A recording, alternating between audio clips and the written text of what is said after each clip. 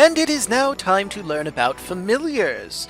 Now, this is our first time going into Chapter 5, so I wanted to show off the page's design a little bit and read, of course, our introduction page. Chapter 5, Creatures and Familiars. Though the world be rife with creatures fell, gainst which man must contend. The wizard knoweth all too well, a beast may prove a friend. Now, familiars and other creatures.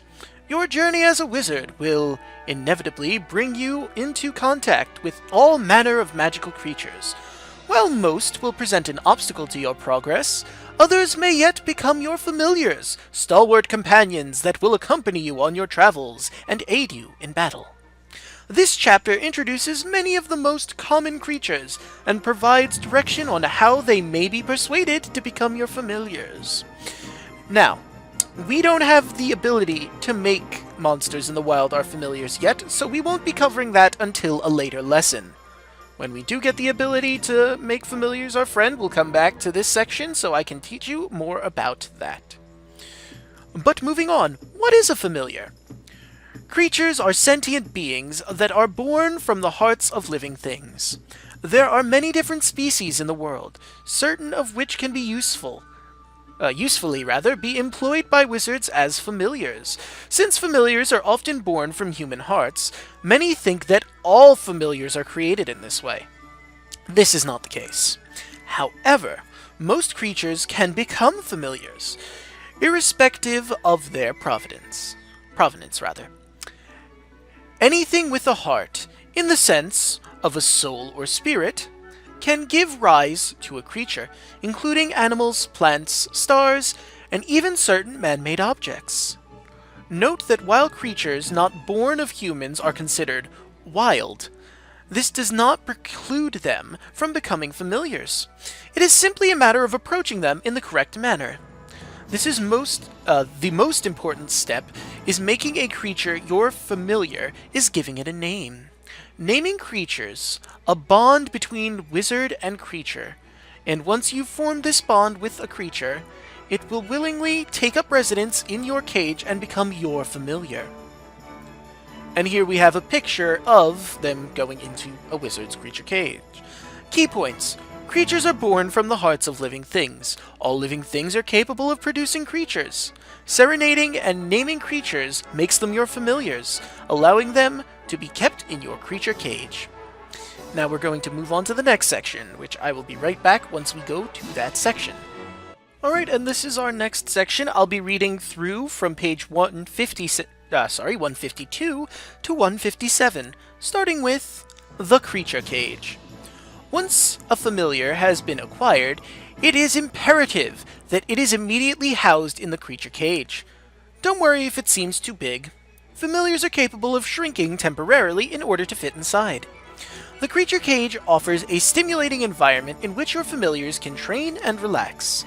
It is also a fine place to lavish affection upon them. Sages agree that showing warmth towards one familiar has positive effect on their development, so do not be afraid to give them a treat or two. Aw, and look how cute that picture is of the wizard feeding his tiny bopper. Well, I'm not sure what he's feeding it, but it's feeding it something and it's adorable. A single glance at the familiars in your cage should make it clear that the various species are all very different. Some are placid and predictable, while others are hot-blooded and apt to bite the wizard's finger off without warning. Do not give up on your more violent familiars, however. With a good upbringing and the right amount of love, they too will open their hearts and become your loyal companions. So, basic here. Don't judge a book by its cover. All of your familiars deserve to be loved. Next we have Metamorphosis. As your familiars gain battle experience, they will learn various tricks. There are many different tricks, and the ones that can be learned will vary from familiar to familiar. Once a familiar has acquired a certain amount of battle experience, it may be prompted to metamorphose into a more advanced creature, one quite different in both appearance and ability, via administering a special drop.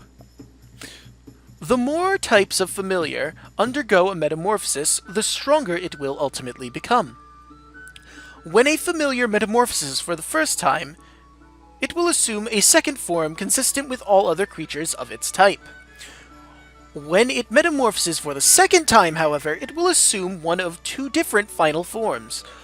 While passively observing your familiar's development can be amusing enough, attempting to uncover the secrets of metamorphosis represents a much better use of an ambitious young wizard's time.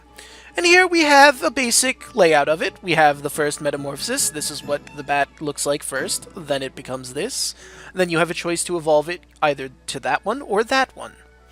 Now that this has been mentioned, when I do creature bios in the actual series, I can stop fiddling around trying not to say evolution. This is what they can evolve into, because that has been really frustrating.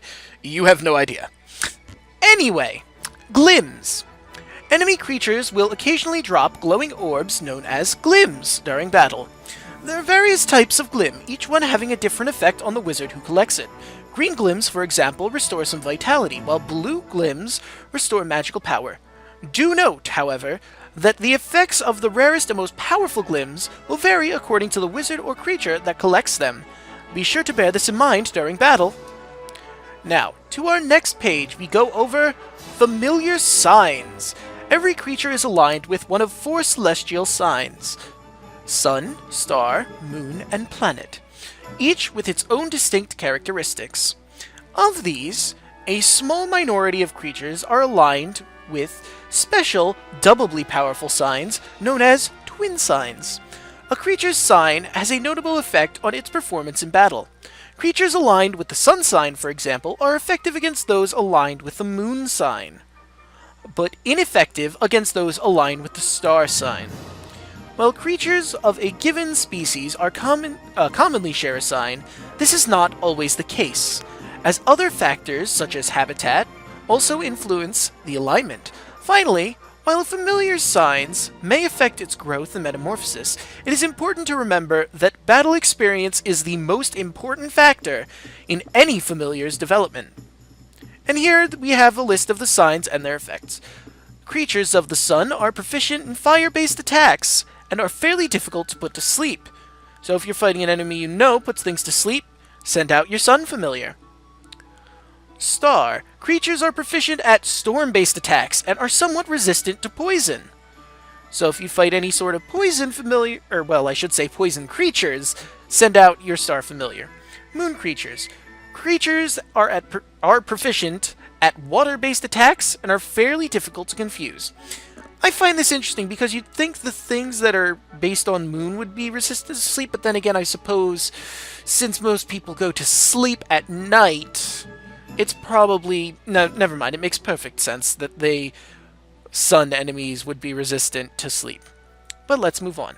Planet. Creatures develop more quickly than those born under other signs. No resistances or proficiencies in element-based attacks noted. Let's move on to the twins ones. Twin Sun. Creatures are highly proficient at fire-based attack, difficult to put to sleep. And it's basically the same as the other side, just with highly proficient in every single matter, but Twin Planet. Creatures develop much more quickly than those born under other signs, so our Twin Planet sign familiars will grow the fastest. And here we have a little diagram of what is strong against what. So I'll zoom into this, show this, before we read the little passage down there. Now, Twin Planets seem to be proficient against all types on the outer rim, while the Planet sign is only proficient against the Twin Planet sign. Sun beats out Moon, Moon beats out Star, Star beats out Sun. And to remember this, we have this. The light of the sun will outshine the moon. The glow of the moon will put the stars in the shade. The glamour of the stars will cause the sun to swoon. When two combine, their strength's sum is made. The once-ringed planet stands apart from the three, while the twice-ringed planet rules as king. Before it, sun, moon, and stars bend their knee, yet it holds no sway over its once-ringed sibling. So basically, if you have a one-ringed planet familiar, it is resistant to all the various types. But twin planet does not affect the single planet. Single planet seems to be strong against twin planet, so if you're fighting a twin planet, if you have a planet familiar, send out the planet familiar. Alright, now that we've gone over all of that, let's move on to the next pages. As we have Wild Monsters. The world is home to all sorts of awe-inspiring monsters, from fire-breathing dragons to towering giants. A wizard would do well to learn all that he can about such beings, since even a cursory understanding of their habits can make all the difference in the event of unexpected encounters. Note, however, that monsters do not remain the same for long. They are growing and evolving with every day that passes. And a tome such as this one cannot hope to contain exhaustive information on all extant varieties. That said, having absorbed the information contained herein, a true wizard should be able to deal with a new strain without further need to consult the textbook. And we have our introduction to creature genuses. It has each page that we start our overview on. Today we're only really going to be covering Millites, but I will read the rest of them so we have a vague familiarity with the different types. We have the Millites, the Bistae, the Aquatica, the Aves, the Minima, the Automata, Flora, Vermes, Nymphae, Draconis, Arcana, Daemona, Mortui, and Nobilia. A quick summary before I go into reading on the next page. Millites are basically your bipedal combative creatures. Creatures that stand on two legs and have a weapon and shield, or sometimes just a shield. That sort of thing. Bistae are all of your beast familiars. Anything that walks on four legs is considered... Well, not anything that walks on four legs. All things that walk on four legs that look animal-like in nature. Aquata are, of course, all of your fish-related and water-related creatures. The Aves are all flying creatures. Minima are smaller creatures. Automata are mechanical creatures. Flora are plants. Vermes are your vermin creatures. This is not excluded to only insects. Insects, serpents, etc. Nymphae are fairies, basically. Draconis is pretty self-explanatory as the dragon class. Arcana are magical creatures that don't fit in the other classes. Daemona are demon creatures. Mortui, yeah, I'm pretty sure it'd be pronounced Mortui, are basically your undead creatures, the ghosts, the ghouls, the zombies, etc. And Nobilia are your rare creatures that fit in no other category. With that quick overview done, let us look at Millites and the passage down there. Millites, proud warriors who boast great battlefield experience. Millites excel on the battlefield due to their offensive abilities, defensive power, and speed. Many of them are also adept at using weapons. Note that while all creatures like sweet things, Millites are famous for their love of chocolate. Beasts after my own heart. Now let's look. Each and every introduction page has a legendary beast section on the bottom. You'll also notice if we take a look at the Nobila crest here, the Nobila crest is mentioned on legendary beasts as well. More often than not, they fit into our Nobila category. You'll also notice we have the Guardian of the Woods there. He actually fits in the Millite category, but he is renowned as a legendary beast, so they pop him in Nobila, at least on this sign. He is in the Millite section, though, as we will soon see. Guardians, kind-hearted divine beings that protect the natural world. Areas rich in life or natural energy, such as forests and volcanoes, are invariably protected by guardians. Though they are usually rather docile, they are wont to become enraged when their domain is threatened. Pictured here is the Guardian of the Woods, a mighty being known for harnessing the power of the wind in defense of his forest home. Alright, now let's flip over to a Millite we're actually quite familiar with. So I'll be right back once we get to said page. Now this cute little guy looks familiar, doesn't he? Yes, Sir Corrit is a mite. Though small, these creatures have warrior's hearts, and a fighting spirit that allows them to face up to any enemy without fear. They are resistant to storm, but weak to water. They have a common sign of the sun, Their habitat is unknown. I would like to make an extra point on the unknown. If a creature is a familiar that you get by default on a specific character, obviously we'll get more later because this is an RPG, let's be real, they will come up as unknown. They are found in other areas around the world, mites in particular. There's one area, I don't remember exactly where, but I know they appear. But since he is a familiar that we start off with, and you probably aren't going to catch another one, you might if you want to see all the other evolved forms, but the point remains you start out with one. When fighting them in the wild, they drop Emberstones and Cheeseburgers. They can know Cut Loose, Sandblast, Smash Hit, and more. There are a variety of reasons that a familiar might be considered unknown, aside from being just a, familiar we start off with. But I might cover that. Actually, you know what? Now's a good time to cover it. I just have to find my files, because I have a list where it says exactly why a familiar would be classified as unknown in its habitat section. Give me just a moment, I will be right back.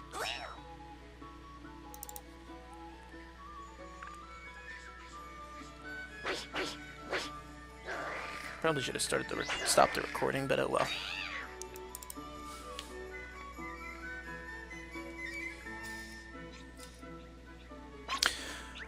Okay, I am back. The reasons a creature would be unknown in its habitat are it's only obtained through evolution, it's a player character starter, it's found in a late game area that we won't be discussing at the moment, it could be in the post game as well, it might be a DLC familiar, that's right, well, technically there's only one DLC familiar, but cross that bridge when we get to it. And lastly, there might be a special condition as to how to obtain that particular familiar. But I digress. Because there is something very important which we should be discussing about mites now. Their evolutions. Now, the way our evolutions work, thank God I can finally cover this, is that you start out with this. Like it said, your familiar is going to evolve into one that all mites evolve into. Well, in this case mice, but you get the idea. You get your single evolution that it is guaranteed to become. Then you have your choice between two different ones. And based on what skills they have, what types they're good against, and what personally you like better, is how you would decide on how you're going to evolve them. Also, what drops you have. As they mentioned, there are special drops that evolve creatures, but we have not discovered these drops yet. I'll go into our mites evolutions right now, and we'll cross that bridge when we get to it at a later date. We're starting, of course, with the Mighty Mite. Always brimming with life and gusto, these creatures are capable of knocking out an enemy with a single swing of their sword. Just like a regular mite, they are okay with storms. They are weak against water, however. They are under the star sign. They can be found at Billy Goat's Bluff if you want to just catch one of these when we have the opportunity to do so. They can drop cheeseburgers and sarsaparilla sundaes, and know Warcry, Fling Flame, Roly Poly, and more. Now, when you have your Mighty Mite at the certain point where it can evolve into a Dynamite! Not satisfied with having mastered the way of the sword, these mites are always searching for new challenges in the shape of even tougher enemies. Now, this enemy is resistant to fire, but it is weak to water. It is a star sign. It is unknown where you can find them and unknown what they drop. This is probably because this enemy, well not enemy, this familiar I should say, is only obtainable through evolution. I don't think there's anywhere we can find them in the wild. I could be wrong, don't hold that against me, but I'm pretty sure that this one is just only obtainable through evolution. It can know Slash and Burn, Whirligig, Yoo-Hoo, and more. And our last one is the Mermite. These mites are believed to have mastered the sword by training under a waterfall. Some wizards claim to have seen them part the sea themselves with their blade. Part the sea itself with their blade. Well, that sounds like a tall tale, but who knows? Now, they are resistant to water, but weak to fire. They are under the moon sign. It is unknown what they are found or what they drop. But they can have the abilities Snowblower, Splish Splash, Soul Shield, and more. Alright, now that we've covered our might here, we're going to move on to another section of Millites to cover a familiar that we've already fought. but I didn't cover because I didn't have the page yet. You probably know what it is. Whoop, passed it. The Guardian of the Woods. And I'll let it sit here just so we can see its different animations. I mean, we fought it, so we know what its animations are, but I still want to give it its time in the sun. Whoops! And then he swings the controller in the wrong direction, making it harder. Let us try that again. Oh, no, the Guardian of the Woods seems mad that I accidentally messed up the controller. Well, the camera view, I should say.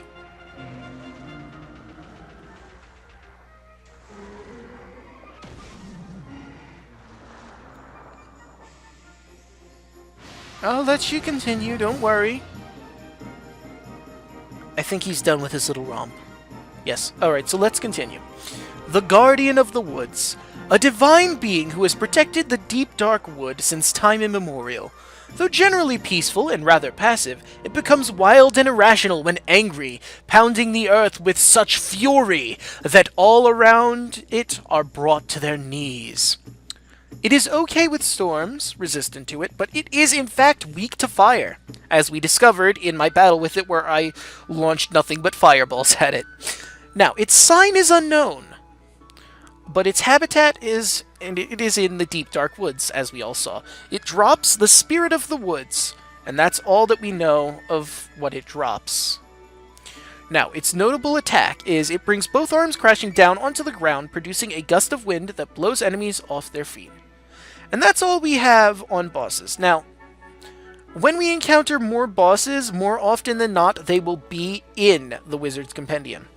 However, that being said, I'm only going to cover the bosses we fight in lessons, and sometimes they aren't actually in the book, the Wizard's Compendium, as maybe it isn't a... well, I shouldn't say it's a familiar. Maybe it's not a creature that can be caught. Well, no creature can be caught, now that I think about it. That was silly. But now I'm rambling. So let me just sum it up really quick, and we'll move on to our next part of the lesson, now that we've managed to get through everything. I believe that was the last thing I needed to cover, wasn't it? Oh, no, still got more. Got one more thing I have to cover. But let me sum this up, because I'm rambling again. Anyway, bosses will appear in the book. I will cover them in lessons.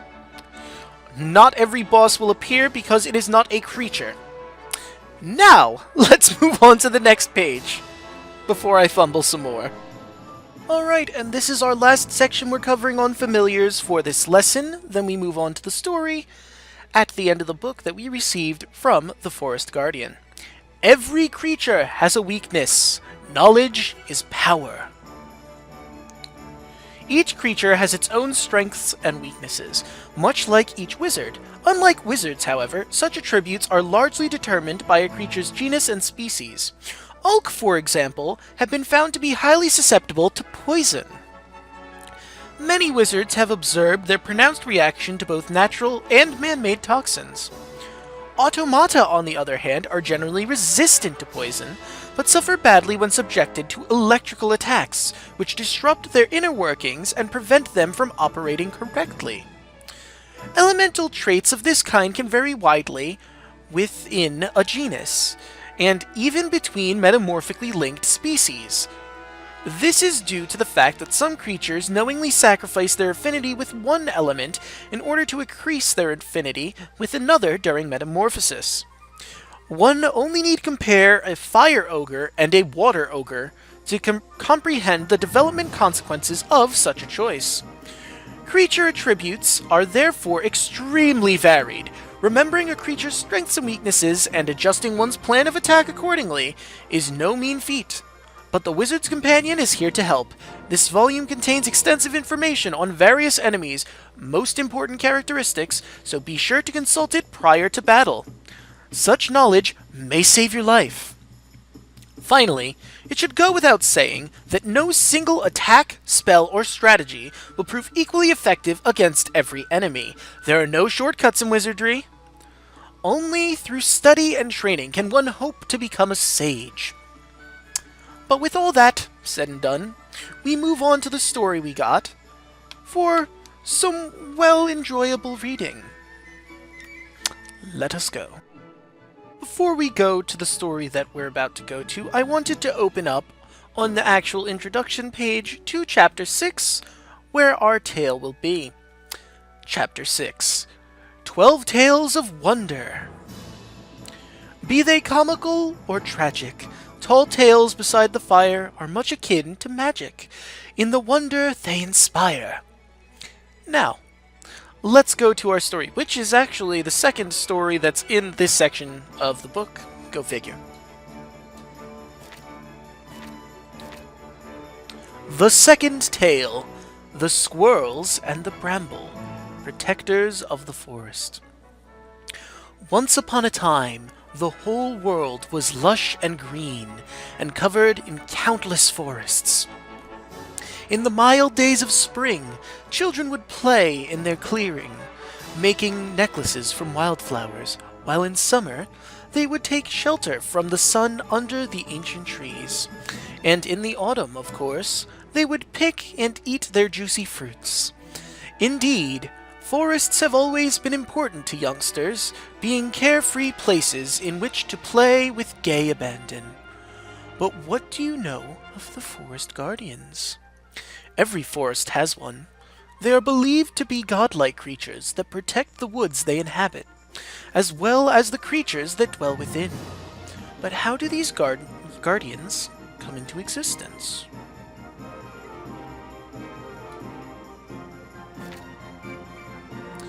No human knows for certain, of course, but it is believed that they are somehow selected from amongst the creatures that live in the forest. Naturally, since the Guardian is responsible for protecting all the forest's inhabitants, the biggest, strongest creatures in the forests usually the one selected. There has, however, been one notable exception, as related in this well-known fable. A proclamation from the deities of the forests. A forest, luxuriant with leaves, was home to a gently flowing river, with a spring that produced fresh water, and all the beasts lived there in amity, from tiny insects to creatures as big as 2 men. One day the deities of the forest made a proclamation. "The time has come for you to choose your guardian." For the forest did not have a guardian at the time. As soon as the message was received, a controversy prevailed amongst the beasts of the forest, with each one claiming he would make the best guardian. "These fangs will frighten away any enemy," growled the black wolf. "These huge claws will shred impostors to pieces," roared the gray bear. And so it continued, with every large forest animal boasting his own case, from the stag with his great antlers to the white catfish who dwelt in the spring. The forest's smaller inhabitants, those who had no chance of winning any test of strength, could but watch this assembly of the beasts in silence. The bickering continued for several nights until one day a golden haze descended upon the forest, bringing with it an aroma so sweet that the beasts soon forgot about choosing a guardian and simply spent the day in a contented daze, staring at the new golden coloring of the trees around them. The very next day, however, the crimson saplings sprouted from some of the trees, and quickly grew into a large tangle of red bramble. For the gold haze the beasts had so enjoyed was, in fact, a cloud of evil-disposed spores. By the time any of them had noticed, however, the bramble had covered the entire forest. The bramble. The bramble strangled tree after tree, causing them to wither and die. It seemed only a matter of time before the entire forest would be devoid of life. Thus, the wise owl said, "Somewhere in this forest is a tree in which the spores first took root. That tree is the source of this terrible bramble. Cut off its source, and the entire thicket will wilt." Desperate to save their forest, the black wolf and gray bear resolved to find the tree that the wise owl had mentioned. However, The bramble had grown so thick and so dense that their great bodies simply would not pass through it. It was time for the smaller forest creatures to come to the fore, the ones who abstained while the other beasts had bickered and boasted about who was strongest. And so the molted snake slithered through the bramble, moving deep into the forest, in search of the tree where first the spores took root. "Alas! The bramble wraps the tree completely," hissed the snake. "We shall need to cut through it somehow, but I have neither claws nor teeth, only this forked tongue." Upon hearing the molted snake's report, the blue woodpecker leapt into action. "I shall peck through the bramble in no time," he chirped with confidence, but as he neared the tree which the molted snake had described, the bramble became too thick, and he was quite unable to spread his wings, let alone fly close enough to peck at the bramble, and thus he went back dejected. That was when the field mice and the squirrels rendered their assistance. "These sturdy front teeth of ours shall gnaw through the bramble," squeaked the field mice. "But the bramble goes all the way to the top of the tree," observed the squirrels. "Can you truly climb so high?" The field mice had to concede that they could not. And so it was the squirrels who set off to cut through the bramble that surrounded the tree that had been the first to succumb. The squirrels. The squirrels soon reached the tree and scaled it with ease. In no time at all, they were nibbling at the bramble and making light work of cutting through it. No sooner had they begun to chew their way through the bramble than large parts of the thicket that had covered the forest fell away and withered. And so the squirrels decided to continue nibbling until the tree was completely free of the bramble. Alas, the bramble contained poison spores, and the squirrels who swallowed them soon felt the effects and fell lifeless to the forest floor. And yet, this did not deter the other brave squirrels who had resolved to rid the tree of the bramble and save the forest at any cost, and each of them continued to chew. The moment the last bramble was cut, the entire tangle withered away.